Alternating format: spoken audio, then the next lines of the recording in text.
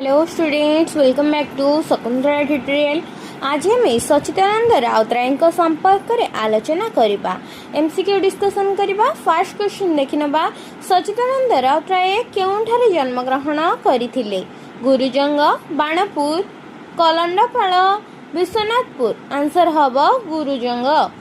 सच्चिदानंद राउतराय गुरुजंग ठारे जन्म ग्रहण करथिले। से केते मसिया जन्म ग्रहण करथिले? 1915 रे जन्म ग्रहण करी 2004 रे मृत्युवरण करथिले। आपण माने जदि ए पर्यंत हम चैनल को सब्सक्राइब करना जल्दी जल्दी सब्सक्राइब करनियंतु। नेक्स्ट क्वेश्चन, सच्चिदानंद राउतराय मुख्यतः केउ चेतनार कवि थिले? सच्चिदानंद राउतराय मुख्यतः केउ चेतनार कवि थिले? सत्यवादी, सबुजवादी, प्रगतिवादी, आधुनिक। आंसर हम प्रगतिवादी। सच्चिदानंद राउतराय मुख्यतः प्रगतिवादी चेतनार कवि थिले। नेक्स्ट क्वेश्चन, सच्चिदानंद राउतराय प्रथम कविता ग्रंथर नाम कौन? पल्लीश्री, पाथेय, पूर्णिमा, पांडुलिपि। आंसर हम पाथेय। सच्चिदानंद राउतराय प्रथम कविता ग्रंथर नाम हेउछि पाथेय। पाथेय कविता ग्रंथटी केबे प्रकाशित होइथिला? 1932, 1931, 1941, 1946। आंसर हम 1931। पाथेय कविता ग्रंथटी 1931 रे प्रकाशित होइथिला। पूर्णिमा काव्य नाटिकार स्रष्टा किए? राधामोहन गणनायक, सच्चिदानंद राउतराय, मायाधर मानसिंह, गुरुप्रसाद महांती। आंसर हम सच्चिदानंद राउतराय। पूर्णिमा काव्य ग्रंथटीर स्रष्टा हेले सच्चिदानंद राउतराय। पूर्णिमा गीतिनाट्यर रचना समय केते? 1932, 1936, 1938, 1940। नेक्स्ट क्वेश्चन, पूर्णिमा गीतिनाट्यर रचना समय केते? आंसर है 1932। पूर्णिमा गीतिनाट्यर रचना समय 1932। पल्लीश्री केबे रचित होईची? पल्लीश्री 1941 रे रचित होईची। पांडुलिपि 1947, भानुमतीर देश 1949 एवं अभियान 1938 रे प्रकाशित होईची। पल्लीश्री कविता संकलन रे केतोटी कविता स्थानित होईची? 8, 10, 11, 13। आंसर हम 13। पल्लीश्री कविता संकलन रे 13 गोटी कविता स्थानित होईची।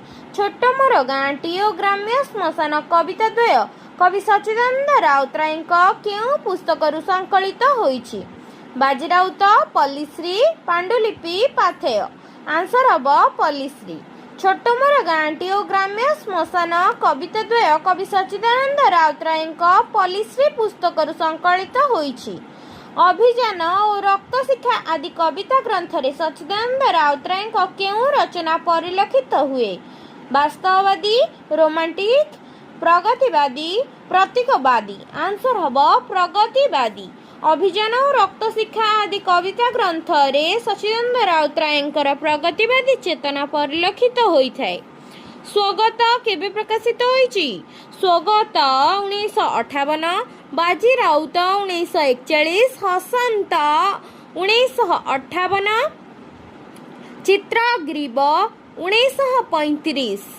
स्वगत रचना होईची 1958, बाजीराउत रचना होईची 1941, हसंत रचना होईची 1948, चित्रग्रीव रचना होईची 1935 मसीह रे। नेक्स्ट क्वेश्चन, सच्चिदानंद राउतराय प्रथम कवितार नाम कौन? संसार पथे, भगवान अछ काहीं, ग्राम्य श्मशान, कोणार्क। आंसर हम भगवान अछ काहीं। सच्चिदानंद राउतराय प्रथम कवितार नाम भगवान अछ काहीं।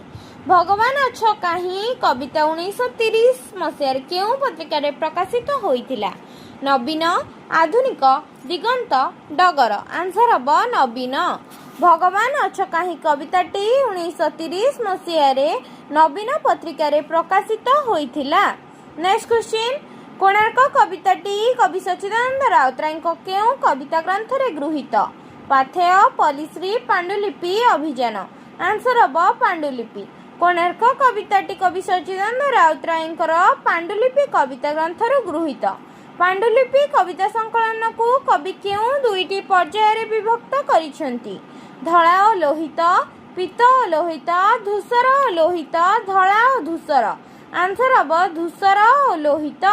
पांडुलिपि कविता संकलन को कवि धूसर और लोहित दुईटी पर्याय विभक्त करिसेंती। सच्चिदानंद राउतराय केउं कविताटी पंडित गोदावरी मिश्र मृत्यु उपलक्षे रचित? वार्ता, ग्राम सभा, उज्ज्वल पुरुष, बंशी। आंसर हम उज्ज्वल पुरुष। सच्चिदानंद राउतराय उज्ज्वल पुरुष कविताटी पंडित गोदावरी मिश्र मृत्यु उपलक्षे रचित। पल्ली सकाळ केउं कविता ग्रंथरु आसीछि? पल्ली सकाळ पल्लीश्रीरु आसीछि। प्रतिमा नायक केउंथरु आसीछि? पांडुलिपि संकलनरु। भगवान अछ काहीं अभियान संकलनरु आसीछि एवं सर्वहरार उड़े निशाण रक्त शिक्षा संकलनरु आसीछि। नेक्स्ट क्वेश्चन कविता 1962 पई कवि सच्चिदानंद राउतराय केते मसिहारे केंद्र साहित्य एकेडमी पुरस्कार पाइथिले? 1968, 1963, 1964, 1965। आंसर हम 1963। कविता 1962 पई सची राउतराय 1963 मसिहारे केंद्र साहित्य एकाडेमी पुरस्कार लाभ करथिले। अतएव आज आलोचना रे हमें 30 टी पाखापाखि सच्चिदानंद राउतराय संपर्क रे एमसीक्यू डिस्कशन कले। नेक्स्ट क्लास रे आउ जहाँ सच्चिदानंद राउतराय संपर्क रे एमसीक्यू अछि सेगुडी को आलोचना करिबा। यदि वीडियोटी भल लगी थाए लाइक शेयर सब्सक्राइब निश्चिंत करेंगे एवं कमेंट माध्यम रे जणाइबे नेक्स्ट केउ कवि ऊपर आलोचना करा जिवो। धन्यवाद।